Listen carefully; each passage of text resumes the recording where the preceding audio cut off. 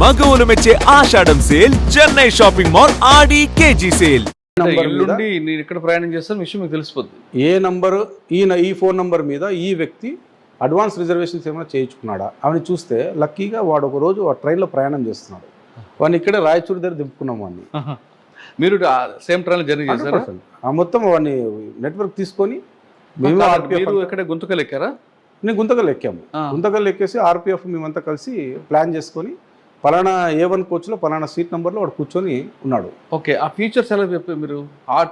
మీరు అన్నట్లు A1లో 15లో ఉన్నాడు అనుకుందాం సార్. మాకు పేరు ఉంది, ఏజ్ ఉంది, ఫోన్ నెంబర్ ఏది పనిచేయట్లో అది ఉంది. ఈ పేరుతో మేము ఏమైనా చేసుకోవచ్చు. టీసీ నేను అనుకోండి, లేదా నా టికెట్ వేరే వాళ్ళకి అమ్మాను అనుకోండి, సింగిల్ అఫెండర్ కదా సార్ ఇతను. ఓకే, వేరే ఆప్షన్ ఎక్కడ ఉందంటే సింగిల్ అఫెండర్ ఇతను. టీసీ దగ్గరికి పోయి ఈ పేరు గల వ్యక్తి ఎక్కడున్నాడు అంటే చెప్పేస్తాడు అతను. పలానా A1 కోచ్లో పలానా బర్త్లో ఉన్నాడు అక్కడ చెప్పేస్తే ఇమ్మీడియట్గా అక్కడికి పోయాము. నీ పేరు ఉమేద్ అలీ జిన్నా కదంటే అవును నేనే సార్ అన్నాడు. రా బయటికి అని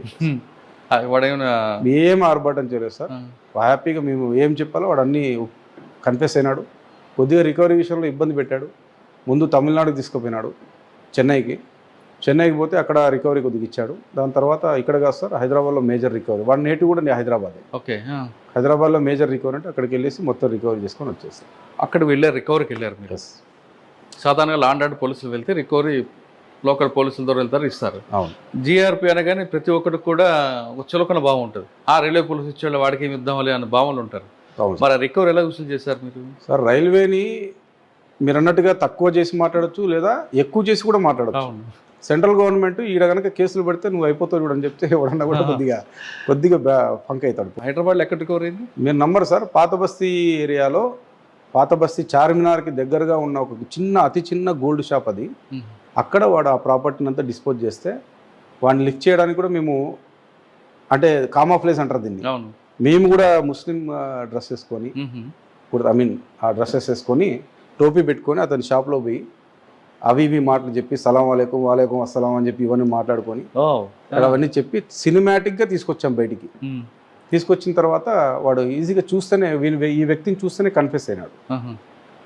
ఈ వ్యక్తిని చూస్తేనే అర్థమైపోయింది ఎవడరా వీడంటే, సార్ పలానా దొంగ సార్ అన్నాడు. సరే గుడ్, ఏం మరి అంటే సార్ ఇచ్చాడు సార్ ప్రాపర్టీ, అయిపోయింది.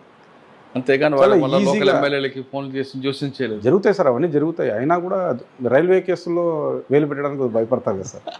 మొత్తం రికవర్ అయింది, మొత్తం రికవర్ 600 చేస్తున్నాడు అడిగారా? మెయిన్ సార్ వాడు ఏం వచ్చేసి దుబాయ్కి వెళ్ళాలి.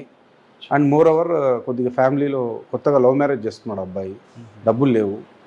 సో మనిషి చూడడానికి చాలా స్మార్ట్గా ఉంటాడు. ఎవడు అసలు ముద్ద అని అనుకోడు, అఫెండర్ అనుకోడు. నీట్గా స్మార్ట్గా షేవ్ చేసుకుంటాడు, షూ వేసుకుంటాడు. ఎవరిని టార్గెట్ చేయాలో వాళ్ళని టార్గెట్ చేసుకుని వాళ్ళ ప్రాపర్టీ కొట్టేసుకొని దిగేస్తాడు. ఓకే, ఈ లైన్ ఎందుకు ఇచ్చుకున్నాడు? ఈ లైనే కాదు సార్, వాడు మొత్తం మీరు నమ్మరు, నెల్లూరు, రేణిగుంట, కేరళ, తమిళనాడు ఈ ఏరియాలంతా దొంగతనం చేస్తాడు. వాడు 15 days టూర్ కొడతాడు. 15 days హైదరాబాద్ వదిలేస్తే మళ్ళీ తిరిగి సౌత్ ఇండియా మొత్తం కవర్ చేసుకొని 15 daysకి వాడి చేతిలో ప్రాపర్టీ. ఒకవేళ హ్యూజ్ ప్రాపర్టీ కనుక దొరికితే ఇమ్మీడియట్గా ఎయిర్పోర్ట్కి పోతాడు, ఫ్లైట్ ఎక్కేసి హైదరాబాద్కి వెళ్ళిపోతాడు.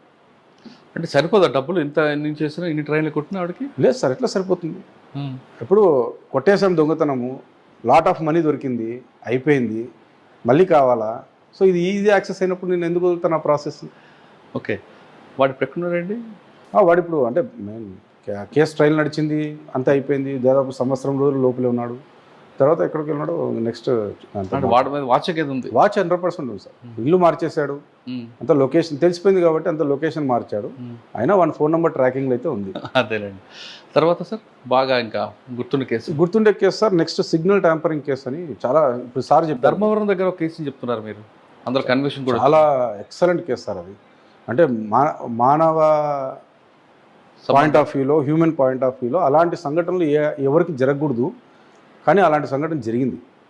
ఒక ప్రెగ్నెంట్ లేడీని ఒక నోటోరియస్ ఏమంటారు అంటే సెక్షువల్ పర్వర్టెడ్ ఫెలోస్ ఉంటారు కదండి, వాళ్ళు కొంతమంది అంటే ఒక వ్యక్తి, ఒకే అఫెండరు, అంటే మేము రాకముందు జరిగింది ఇన్సిడెంట్ ఇది.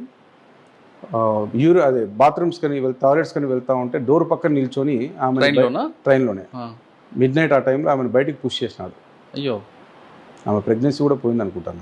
ఎందుకంటే బికాస్ ఆఫ్ ఆర్నమెంట్స్ కోసము అండ్ సమ్ అదర్ థింగ్. అది అచ్చా. పాపం ఆమె చాలా అసలు చాలా హైలైట్ అయింది సార్ కేసు అది. అప్పుడు మోహన్ ప్రసాద్ సార్ అని చెప్పి సిఏ గారు ఉన్నారు అప్పుడు ధర్మవరంలో, అండ్ రమేష్ బాబు అని చెప్పి మన రమేష్ బాబు సార్ అని చెప్పి తిరుపతి డిఎస్పీ ఉన్నారు. ఛాలెంజింగ్గా తీసుకున్నారు ఆ కేసుని. ఇమ్మీడియట్లీ వాడిని పట్టేసుకున్నారు, వాడిని రిమాండ్ పెట్టినారు. ఇప్పుడు 14 years కన్విక్షన్ పడింది వానికి. సూపర్. వాడు అంత ఈజీగా దొరికాడు సార్? అంత ఈజీగా దొరకలేదు సార్, పాపం వాళ్ళు చాలా కష్టపడ్డారు. దాదాపు 7-8 days వాళ్ళు వదిలేశారు, ఇంకా మొత్తం ఫీల్డ్లో తిరుగుతున్నారు. వినుకొండ అనే ప్రాంతంలో దొరికాడు వాడు. అది ఎక్కడో సీసీ కెమెరాలో వన్ ఫుటేజ్ రంగు కలర్ షర్ట్ బట్టి క్యాచ్ చేసినాడు. వాడు ఆ కన్ఫెస్ కూడా అయినాడు, ఆ కేసు అది ఒప్పుకున్నాడు. ఆమె కూడా వీడే అని చెప్పేసి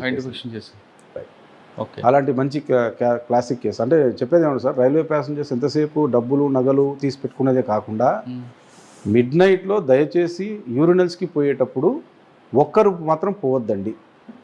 మరి ఎలా సెక్యూరిటీ అంటే, ఇప్పుడు వాకిళ్ళ దగ్గర ఎవరు వెయిట్ చేస్తుంటారు, ఎవరు క్యాచ్ చేయలేరు కదా సార్. వాడు అడ్వాంటేజ్ తీసుకోవడానికి ఏదైనా చేస్తారు.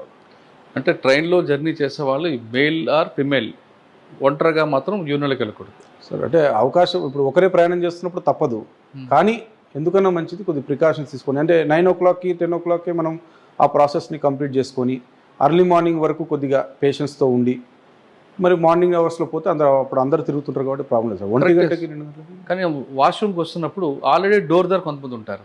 అవును సార్. మరి అప్పుడు ఏం చేయమంటారు?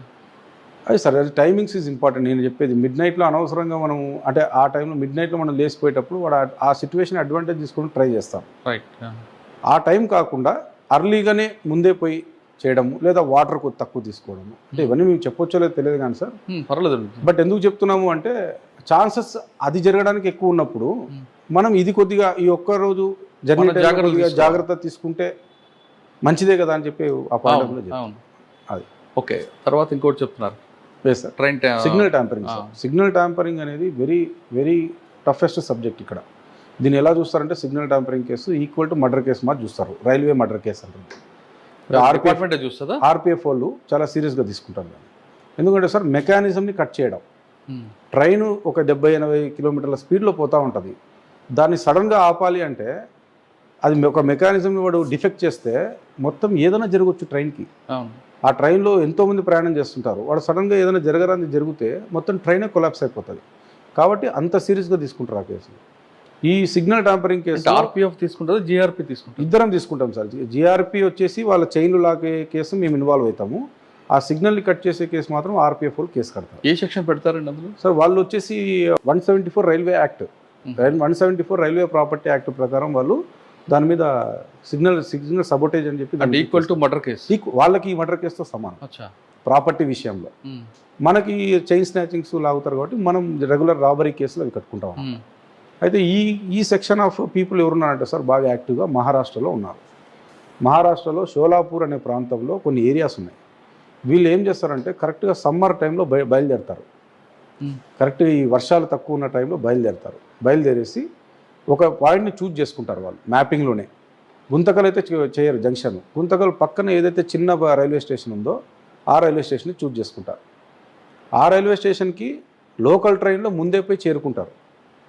లోకల్ ట్రైన్లో చేరుకున్న తర్వాత దిగి, అక్కడ మనుషులు ఎవరు దిగని ప్రదేశం కాబట్టి అక్కడే భోజనాలు అవన్నీ తెచ్చుకుంటారు, తినేస్తారు.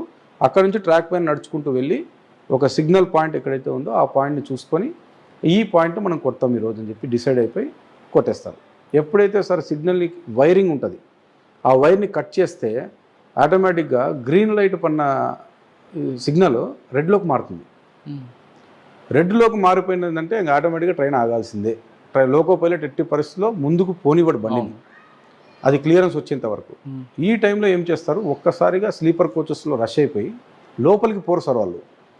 మనిషి మీద మనిషి ఎక్కుతాడు, దాన్ని హ్యూమన్ ల్యాడర్ అంటారు. మనిషి పైన మనిషి ఎక్కేసి చేతులు పెట్టి ఎట్లా పడితే అట్లా ఎన్ని చైన్లు లాగాలంటే అన్ని చైన్లు లాగేస్తారు.